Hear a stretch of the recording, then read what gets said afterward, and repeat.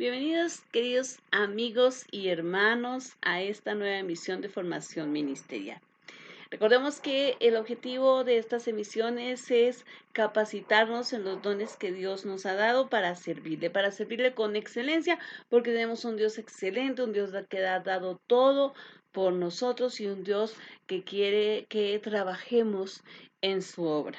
De cada uno desde su don, cada uno en su iglesia, y como siempre les he dicho, estas clases son meramente información. Lo que les sea útil, tómelo, pero en lo que es doctrina, por favor, sujétese a lo que sus pastores o autoridades de su iglesia digan. ¿Por qué? Porque no se trata de crear rebelión o de crear división dentro de una iglesia, sino se trata de que todos nos capacitemos para servirle al Señor. Al fin y al cabo, todos somos uno. Dios viene por una sola iglesia, no tiene muchas novias, tiene una sola novia, pero al final cada iglesia se autogobierna. Cada iglesia o cada ministerio tiene un don, un llamado, tiene una misión específica y tiene su declaración de fe particular, a la cual tú como miembro de tu iglesia debes someterte. Así que sin más preámbulo, pues recordemos un poco de lo que hemos estado viendo en este último tiempo. Bueno, empezamos hablando de todo lo que eran los dones.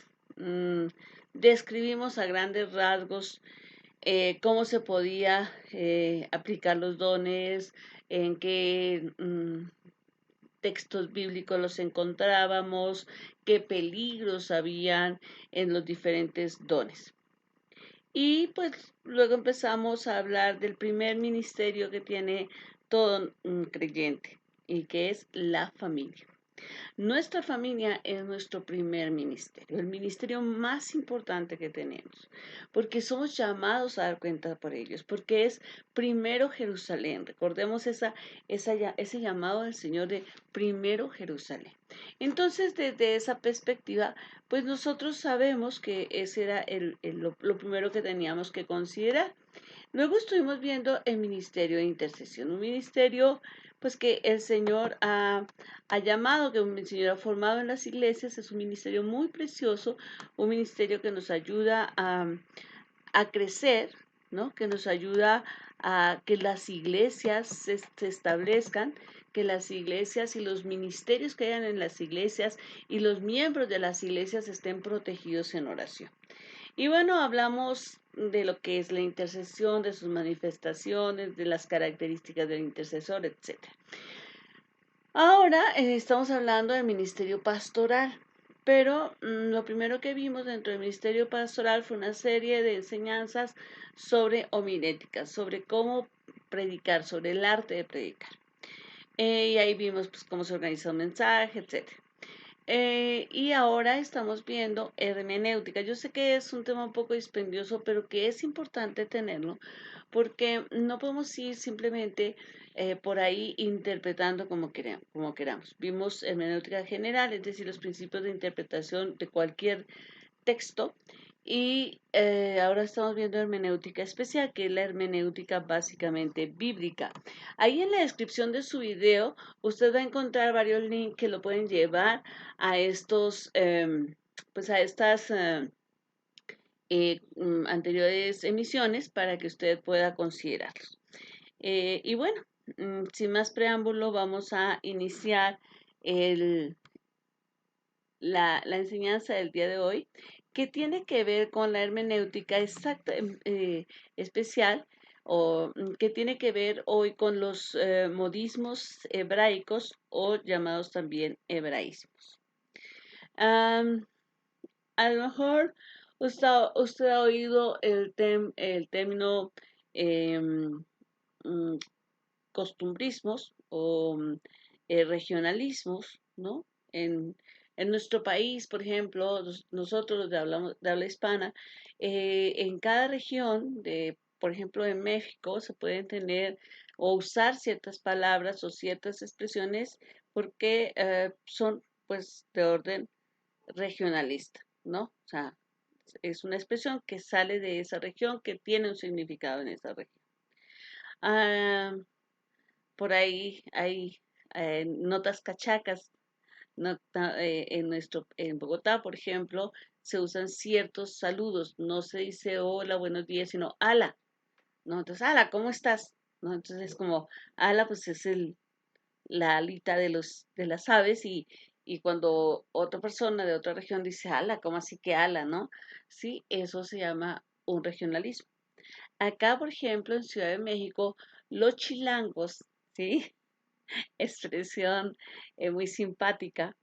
eh, Aquí en Ciudad de México uno puede llegar a unos antojitos, a sentarse a comer y uno dice, dame dos quesadillas y te preguntan, ¿de qué?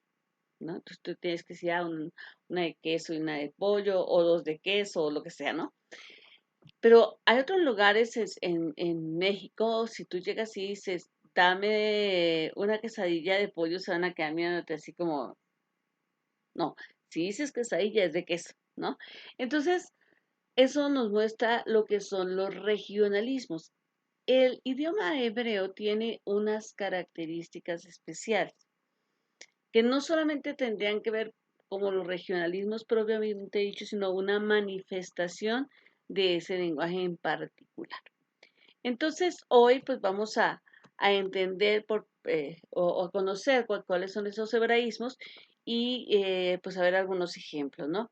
Si ¿qué es un hebraísmo? Es una expresión o giro peculiar del idioma hebreo y que al traducirlo en nuestras Biblias, pues como que no le encontramos mucho sentido, ¿no? O nos cuesta trabajo entenderlo. ¿Por qué se dice esto, no? ¿Cuáles son los tipos de hebraísmos más conocidos? Bueno, lo absoluto por lo relativo, el, o lo contrario, lo relativo por lo absoluto. También el modismo de afiliación o de nexo. También hay varios modismos de tiempo, el antropomorfismo y la elipsis. Son los principales hebraísmos, son los que vamos a considerar en el día de hoy. Muy bien, ¿qué es esto de lo absoluto por lo relativo? Bueno, en el lenguaje absoluto es aquellas palabras que nosotros usamos que, mm, digamos, remarcan, ¿sí? Sin ninguna duda lo que se afirma. No, por ejemplo, cuando digo nunca, nunca es un término absoluto, ¿sí? Todos es un término absoluto. Bueno, malo, siempre, ¿no? eh, son términos que son inequívocos, que nos muestran la totalidad, no dan lugar a dudas, no es como decir, pues quién sabe, ¿no? Quién sabe no es nada, ¿no? O pues algunos, ¿no? Algunos no es absoluto, ¿verdad? Algunos es relativo, no se sabe cuántos siquiera. Pueden ser algunos muchos o algunos pocos. Entonces, en el idioma, en el hebreo, pues se usan mucho esos términos absolutos por las situaciones o por las acepciones relativas, ¿sí? El lenguaje relativo entonces es aquel que expresa una comparación, una relación de similitud o de preferencia entre una o más cosas. Por ejemplo, mejor que o mayor que o menor o más o menos, ¿no?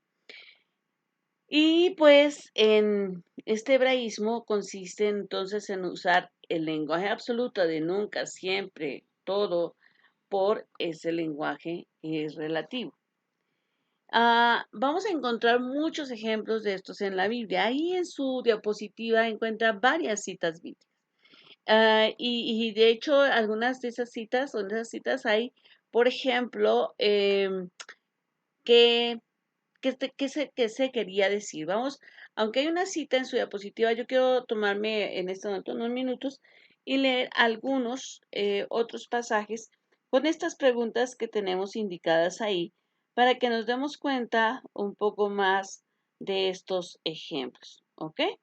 Entonces, por ejemplo, tenemos Proverbios, aquí mi Biblia electrónica me va a ayudar, Proverbios 8, Proverbios 8:10. Dice, recibid mi enseñanza y no plata, y ciencia antes que el oro escogido. Esto está diciendo el autor, está diciendo Salomón, que recibamos la enseñanza, toda la enseñanza, más que qué, está ya comparando, ¿verdad? La enseñanza, todo lo que se está diciendo contra el oro molido. Entonces, la expresión relativa es más que el oro molido, pero nos están pidiendo que recibamos toda la enseñanza. Otro ejemplo está ahí en Lucas 14:12 que dice, dijo también al que le había convidado, cuando hagas comida o cena, no llames a tus amigos ni a tus hermanos, ni a tus parientes, ni a vecinos ricos, no sea que ellos a su vez te vuelvan a convidar y seas recompensado. La pregunta aquí sería, ¿qué quiso decir el Señor Jesús con eso? ¿Que a la gente rica no la debemos invitar a nuestra casa a comer? Pues no, lo que estaba diciendo es comparado con la persona, o sea, comparado con aquellos que no tienen, que no me pueden devolver una invitación, es mejor invitar a estas personas que no tienen, eh, a invitar a aquellas personas que me pueden devolver la invitación. Pero el Señor no está diciendo que eliminemos a esas personas de nuestra lista de invitaciones, sino que está usando la generalidad de no invites al que te da, al que tiene, al rico. Está tomando esa generalidad, pero no para que sea en esa totalidad que suspendamos las invitaciones, sino para hablar de lo importante de invitar a ese pequeño grupo de personas que no nos pueden devolver el favor. Entonces estoy usando lo absoluto por lo relativo. En Génesis 29, vamos a ir a Génesis 29, encontramos otra expresión. Génesis 29 y vamos a leer desde el 30. Desde el 30 hasta el 34. Dice, y se llegó también a Raquel y la amó también más que a Lea, y sirvió a Labán aún otros 7 años. Y vio Jehová que Lea era menospreciada y le dio hijos, pero Raquel era estéril. Y concibió Lea y dio a luz un hijo y llamó su nombre Rubén, porque dijo, ha mirado Jehová mi aflicción, ahora por tanto me amará mi marido. Concibió otra vez y dio a luz un hijo y dijo, por cuanto Jehová oyó que era menospreciada, me ha dado también este, y llamó su nombre Simeón. Y concibió otra vez y dio a luz un hijo, y dijo, ahora esta vez se unirá mi marido conmigo, porque le he dado a luz 3 hijos. Por tanto llamó su nombre Levi. ¿De qué nos está hablando este pasaje? En realidad nos está hablando pues, del caso de Jacob y, y, y Lea, de Jacob, Lea y Raquel. Y, comenzando el pasaje, dice que cuando se casa Abraham y pues le hacen, ya sabemos, aquella trampa, dice que él amó más a Raquel que a Lea. No está diciendo que despreciaba a Lea, está diciendo que amó más a Raquel. Entonces, cuando nosotros hacemos interpretaciones, esto es muy importante porque a veces hay gente que dice es que no la amaba. No, no dice que no la amaba, dice que amó más que. Entonces muestra todo aquello, todos aquellos acercamientos donde hubo la procreación y nos muestra entonces este tipo de lenguaje que usan los judíos, los hebreos para comunicarse. Muy bien. También tenemos ahí otros pasajes que, pues sí, no es un tema muy largo, así es de que me va a tomar em, otro ejemplo, no nos valdría mal. Lucas 14:26 no es un tema, como les digo, muy largo, entonces podemos tomarnos este tiempo. Lucas 14:26. Dice, y si alguno viene a mí, no aborrece a su padre y madre, y mujer e hijos, y hermanos y hermanas, y aún también su propia vida, no puede ser mi discípulo. ¿Qué está diciendo Dios? ¿Qué está diciendo Jesús? ¿Que para seguirlo tenemos que aborrecer a nuestra familia? Pues claro que no. Está usando el lenguaje, am, el todo por el poquito. El, el lenguaje está yendo al extremo, lo absoluto por lo relativo. O sea, para que ustedes me puedan seguir, el absoluto es abandonen todo, ¿sí? Pero el relativo que nos está mostrando es abandonen todo lo que les impidiera predicar mi nombre, lo que les impidiera seguirme, o lo que les impidiera cumplir con su voluntad. No es que cada persona que se convierta en el cristianismo tiene a fuerza que desprenderse de su familia y nunca más volver a hablar con sus hermanos ni con sus padres, para nada es eso, porque si no Dios, Jesús no nos hubiera pedido primero predicarle a nuestra propia familia, sino que es un hebraísmo, es ese hebraísmo donde se remarca lo más fuerte por aquí para hacer referencia a lo relativo. Entonces, como está tan extremo esto absoluto, lo relativo es bastante digerible, bastante entendible. Bueno, si yo tengo que dejar a mi padre y a mi madre por seguir al Señor, ya me quedó claro que debo dejar todo aquello que que me impida acercarme al Señor. Ahora, otro hebraísmo es lo contrario, lo relativo por lo absoluto. Es decir, usar un lenguaje relativo para hablar en un sentido absoluto. Entonces, ese lenguaje débil, impreciso, para marcar lo fuerte, lo rico, lo potente, lo infinito.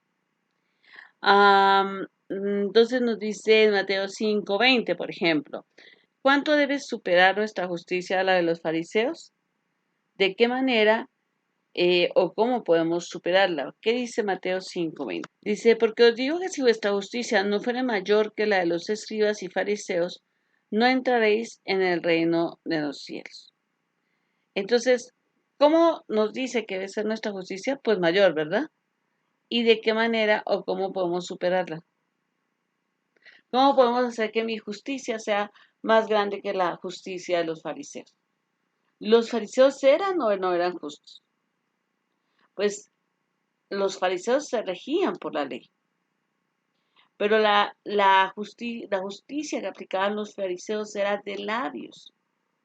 Entonces era como, ok, esa justicia donde habían no sé cuántas leyes y tenían no sé cuántos rituales, ah, ellos percibían que eso era lo que los hacía santos. Entonces, al mostrar que solamente tiene que ser mayor, ¿sí? Como mostrando que eh, eso adicional que hagamos es lo que realmente muestra el todo. Entonces, ese adicional, un poco más que los fariseos, ¿sí? Para que seamos justificados, pues sería la justicia de Jesús, ¿verdad? O sea, nosotros no necesitaríamos hacer nada porque es la justicia de Jesús, solo creer en Jesús. Entonces ahí está lo relativo, para remarcar el requerimiento divino que es el absoluto.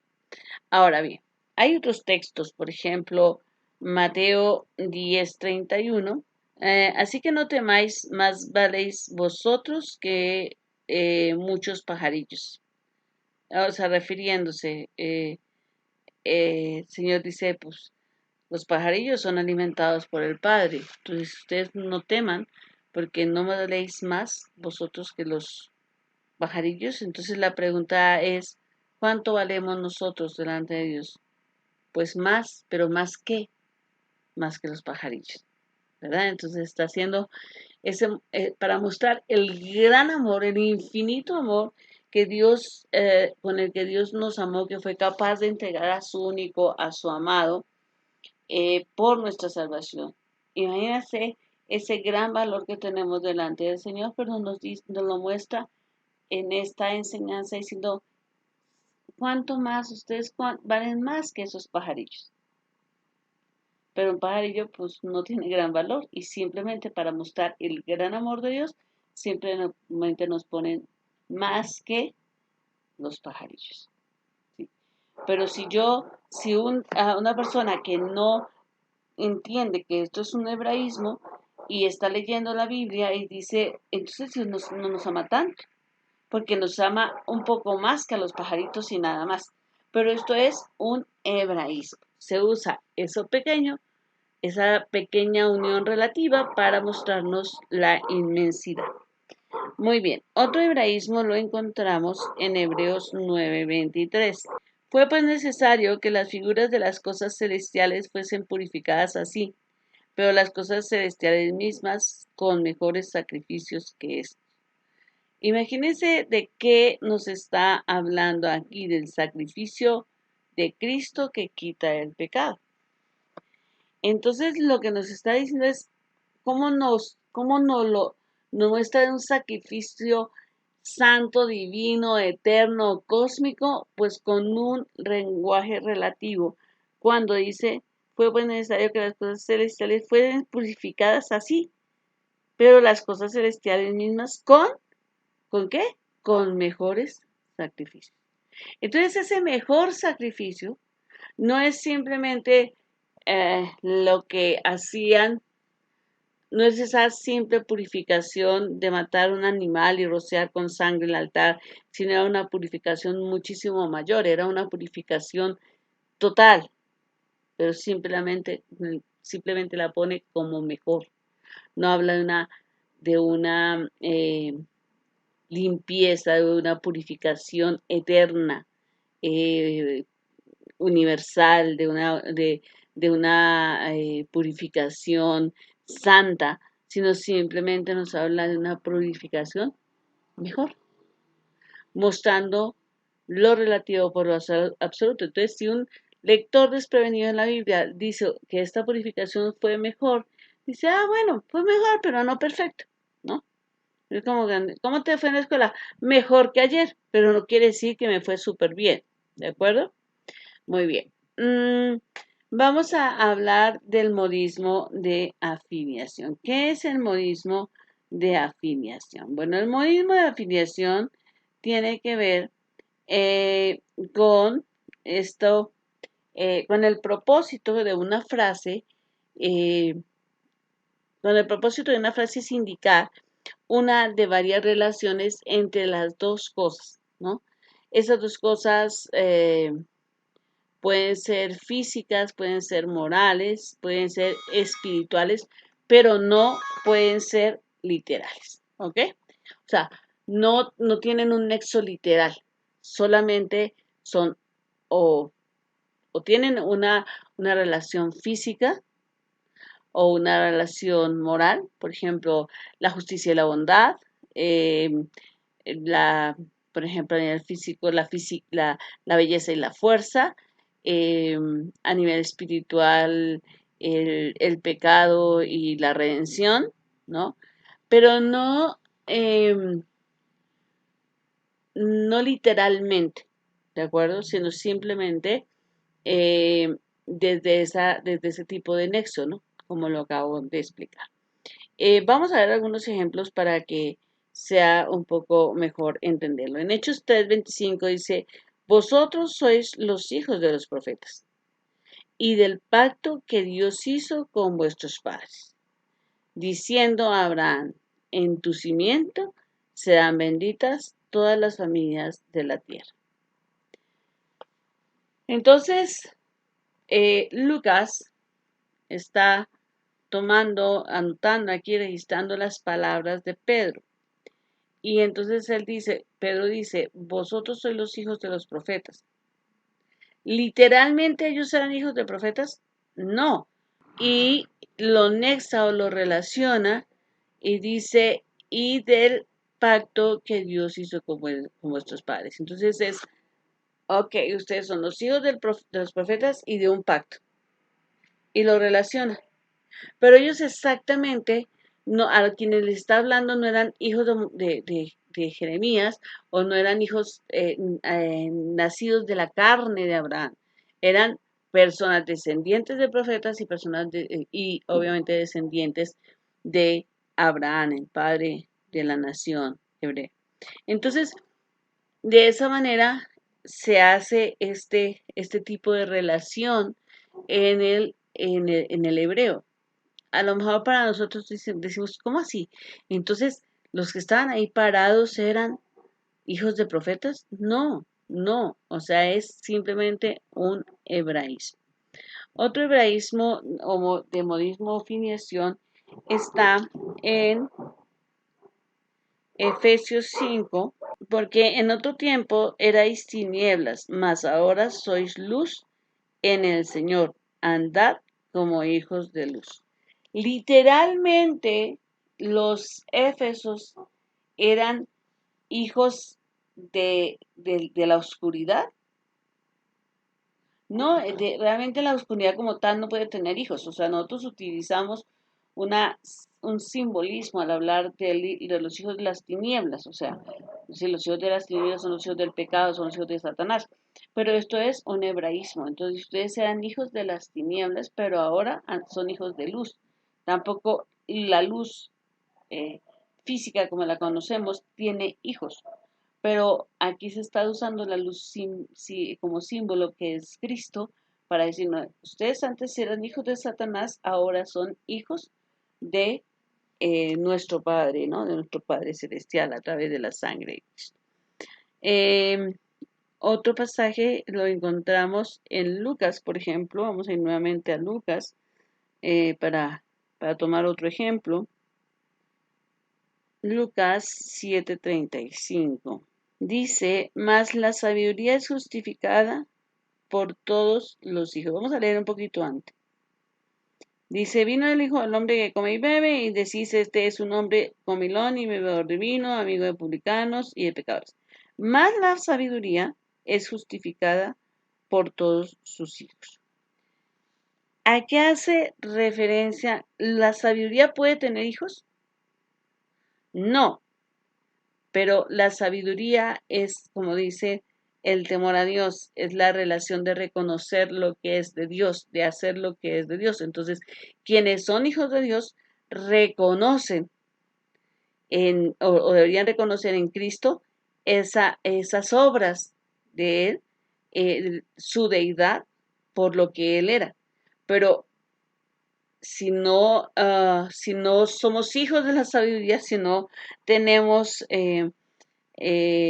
ese temor a Dios, pues no podemos justificar o reconocer la obra o al Redentor como el Salvador, porque no vemos esa muestra de Dios, ese poder de Dios. O sea, él mismo dijo después, o sea, sabe que ustedes no me pueden conocer porque en ustedes no está la verdad. Lo dijo de otra manera, ¿no? Entonces sean mentirosos los hebreos, los fariseos, no, pero no eran hijos de verdad, son hijos de su padre el diablo. ¿Los había concebido el diablo? No, de ninguna manera, sino que no podían reconocerlo de Dios porque no tenían eh, esa mm, ese conocimiento de la verdad. Entonces, se nexa una situación física, en este caso una situación espiritual con otra. Si tienes la sabiduría, entonces puedes justificar o reconocer la deidad. Muy bien. Otro caso, otro tipo de hebraísmo, son los modismos de tiempo. Y en esto, qué bueno que nos encontramos acá, porque hay varios tipos de modismos de tiempo. Por ejemplo, eh, la eternidad, donde para los judíos la eternidad puede ser un término O sea, puede ser de término eterno, eternidad, para siempre, perpetuo, ¿no? Por ejemplo, en caso de los pactos, ¿no? Pero también, y puede tener también un uso relativo o puede tener un uso ilimitado. Pero también hay otras formas de modismos de tiempo que es importante tener en cuenta. Por ejemplo, eh, el hecho, por ejemplo, para nosotros de que como occidentales vemos como la eternidad como algo imposible, ¿no? O cumplir en algo, en forma perpetua, algo imposible, algo que hayamos pactado para siempre, es como, no es posible cumplirlo, ¿no? Pero para los hebreos sí, porque era una tradición que se pasaba de uno a otro y son fieles a sus tradiciones. Nosotros no somos fieles a nuestras tradiciones, de hecho, adoptamos tradiciones de otras naciones o lo que sea, o dejamos nuestras tradiciones o las cambiamos, o sea, puede ser que fuera tradicional comer pavo el 24 de diciembre, pero, ok, pero si no, hagamos pierna para variar y entonces la tradición se rompe. Para los judíos, las cosas, las tradiciones son perpetuas, porque en ellas hay una significación, ¿de acuerdo? Entonces, vamos a ver algunos ejemplos de este modismo de tiempo. Dice, por ejemplo, en Génesis 17:13, debe ser circuncidado el nacido en tu casa y el comprado por tu dinero, y estará mi pacto en vuestra carne por pacto perpetuo. O sea, para siempre, son marcados para siempre, ¿sí? Entonces, este ejemplo de Génesis 17 nos muestra, por ejemplo, el sentido, en el sentido en que se expresa de una manera, eh, digamos, limitada, ¿no? O sea, aplicado a esa, a esa relación, a ese rito que se hace con los niños o con los hombres judíos. ¿De acuerdo? Pero hay casos literales, como por ejemplo Génesis 3:22. Vamos a leer Génesis 3:22 y lo vamos a identificar. Dice Génesis 3:22. Y dijo Jehová Dios, he aquí el hombre es como uno de nosotros, sabiendo el bien y el mal. Ahora pues, que no alargue su mano y tome también del árbol de la vida y coma y viva para siempre. O sea, se vuelva eterno. ¿Ok? Entonces, alguna vez yo discutía con una persona, gracias a Dios ateo, y me decía, qué egoísta, ¿no? Qué egoísta que Dios le hubiera quitado al hombre la posibilidad de ser eterno. Y digo, ¿tú crees eso?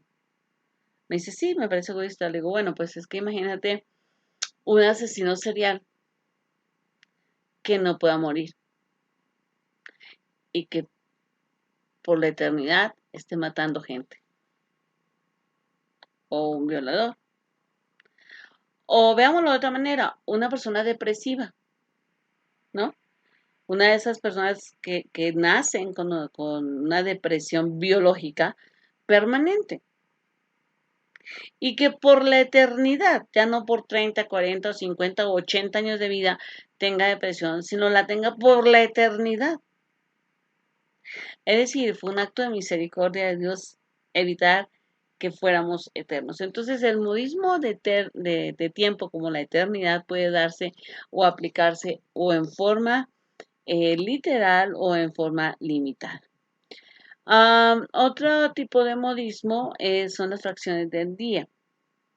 Los días para los hebreos, para que lo tengamos en cuenta, es que el día es un día de 24 horas que está compuesto de, em, digamos, de un ciclo. Nosotros comenzamos a las 12, bueno, a la, a las 12 de la noche comienza el nuevo día, ¿verdad? Para los hebreos era noche, tarde y día. O sea, noche, en la tarde y día que era la mañana. Entonces, en la noche, o sea, Génesis 1:5, por ejemplo, vamos a ver qué nos dice Génesis 1:5 para aclarar este, este ejemplo, Génesis 1:5. Dice, llamó Dios a la luz día y a las tinieblas llamó noche. Y fue la tarde y la mañana de un día. La mañana. Entonces, aquí cualquier fracción de 24 horas era contada legalmente como un día para los hebreos. Por eso, si haces las cuentas, dices, pero ¿cómo? Entonces, 3 días estuvo Jesús en la cruz. O sea, 3 días estuvo muerto, ¿cómo? Lo crucificaron el domingo, perdón, el viernes, en la tarde, y estuvo el sábado y el domingo en la madrugada resucitó. Entonces, pues si hacemos las horas si hiciéramos las cuentas de 24 horas, pues debería haber resucitado el domingo a las 3 de la tarde, ¿no?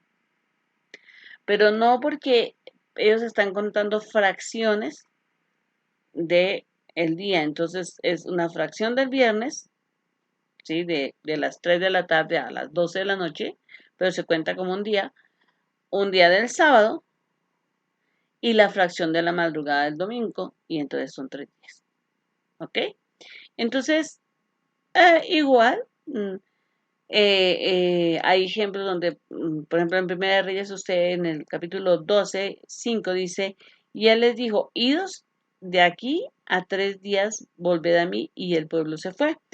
Es cuando el hijo de Salomón le piden que rebaje los impuestos, y entonces él les da esta respuesta. Y en el versículo 12, entonces la gente regresa a los 3 días. O sea, no necesariamente eran 72 horas, sino eran simplemente o sea, a lo mejor habían hablado ese día en la mañana, ese día, el otro, y en la mañana siguiente habían podido ir, o en la tarde siguiente, y eran 3 días. Dice, al tercer día vino Jeroboam con todo el pueblo a Roboam, según el rey lo había mandado, diciendo, volved a mí al tercer día. Entonces, así se cuentan los tiempos, ¿no? La resurrección, Jesucristo efectivamente resucitó a los 3 días, y los judíos ante Pilatos usaban las dos expresiones indistintamente. Vamos a verlo en Mateo 27, versículos 63 al 64. Dice, diciendo, Señor, llegan los fariseos ante Pilato diciendo, Señor, nos acordamos que aquel engañador dijo, viviendo aún después de 3 días resucitaré. Manda pues que se asegure el sepulcro hasta el tercer día. No sea que vengan sus discípulos de noche y lo hurten y digan al pueblo que resucitó entre los muertos, y será el postrer error peor que el primero. Entonces ellos le están diciendo, ¿sabes qué? Él dijo que va a resucitar en 3 días. Nosotros 3 días podían ser 3 fracciones de día. Pero sabes que nosotros te pedimos que nos des una guardia por 72 horas, para por cualquier cosa que no vayan a poder robar el cadáver. Otro tipo de hebraísmo es antropomorfismo. Y bueno, viene de antropos, que es hombre, y morfos, que indica en la forma de hombre. Y consiste en hablar de Dios como con las características de un hombre, ¿no? Evidentemente, los hombres tenemos ojos porque somos carne y hueso, ¿no? Seres humanos, pero Dios no es carne y hueso. Sin embargo, nosotros, Señor, decimos, Señor, mira nuestra aflicción. Nosotros también, en nuestro lenguaje común, al orar, por ejemplo, eh, usamos el antropomorfismo, ¿no? ¿Sí? Y bueno, ¿qué le voy a decir? La Biblia está llena de de antropomorfismos. Ahora, ¿por qué se usan? ¿Por qué tenemos que usar palabras tomadas de experiencias humanas para hablar de Dios? Porque no tenemos otras palabras, o sea, no habría otra forma de entender a Dios si no lo ponemos en algo similar a nosotros. O sea, ¿cómo le puedo decir que Dios conoce todo lo que yo siento y se apiada, etcétera, sin decir es que Dios vio mi aflicción, ¿no? y me amó Dios y me contestó mi oración, ¿no? Eh, Él oye nuestras oraciones, aunque Él no tiene oídos. Él ve nuestras acciones, aunque no tiene ojos. Él viene para ayudarnos, eh, aunque está siempre presente, ¿no? Dios olvida nuestros pecados, aunque no puede olvidar nada. Él vuelve las espaldas, ¿no? A los pecadores, aunque pues eh, Él está buscando siempre a los arrepentidos, ¿no? O sea, entonces, pero le damos esas características porque es lo que conocemos. Por ejemplo, en el Salmo 32:8 dice, te haré entender, el salmista inspirado por Dios, nos dice en el nombre de Dios, te haré entender y te enseñaré el camino que debes andar. Sobre ti fijaré mis ojos. Entonces es como Dios diciendo, sobre ti voy a poner mi mirada. Pero no, pero tú podrías decir, pues que si Dios es espíritu, no tiene ojos, ¿no? Entonces sí, pero es una manera de entender, ¿no? Y entonces, y cuando Dios me habló, entonces dice, bueno, ¿cómo suena la voz de Dios, no? O sea, una pregunta lógica, ¿cómo suena la voz de Dios? Entonces, espero que al pensar, por ejemplo, en cómo oramos, en cómo nos expresamos de Dios, usamos muchísimo este modismo, aún en el lenguaje moderno. Otro, eh, otro hebraísmo es la elipsis, ¿no?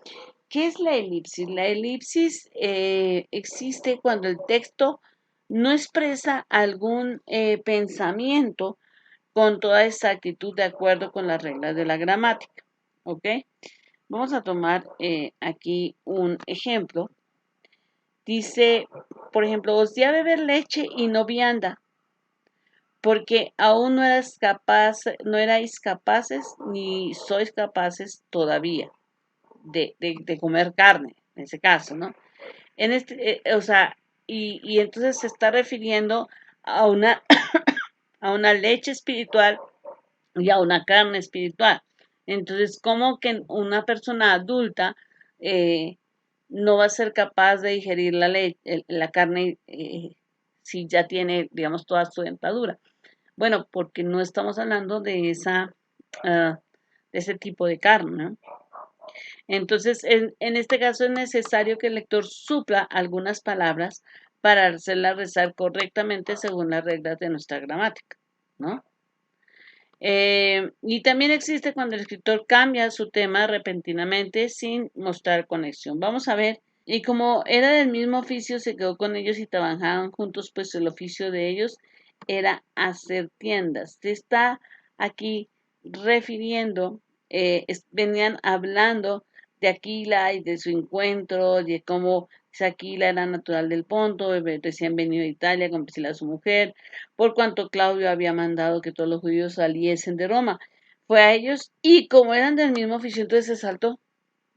O se estaba hablando de quién era, quién eran ellos y de repente salta a hablarnos eh, de, perdón.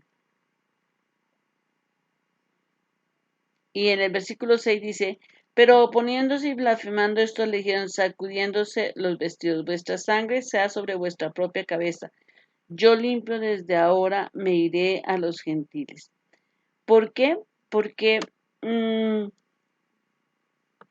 Pablo, Silas, Timoteo habían vinieron desde Macedonia y se encuentran con Pablo, pero se habían opuesto al evangelio allí y entonces ellos hacen esto. En Romanos 8:3 tenemos otro caso de estos. Romanos 8:3